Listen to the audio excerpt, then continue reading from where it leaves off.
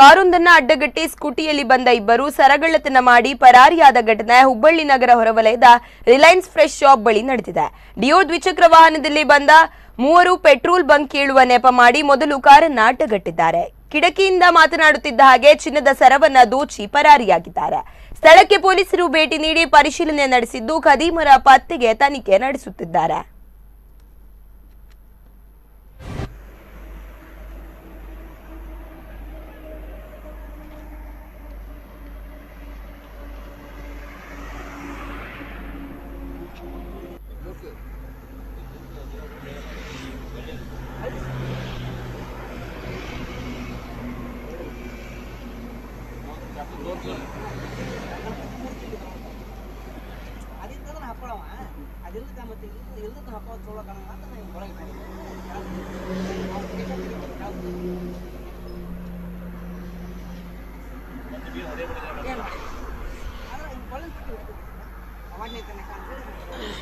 ಮೂರು ಬಂದಿರೋದು ನೀವು ಗಾಡಿ ಕನ್ನಡ ಮಾತಾಡಿದ್ರೆ ಹಿಂದಿ ಮಾತಾಡಿದ್ರೆ ಎಷ್ಟು ವಯಸ್ಸಿನವರಿದ್ರು?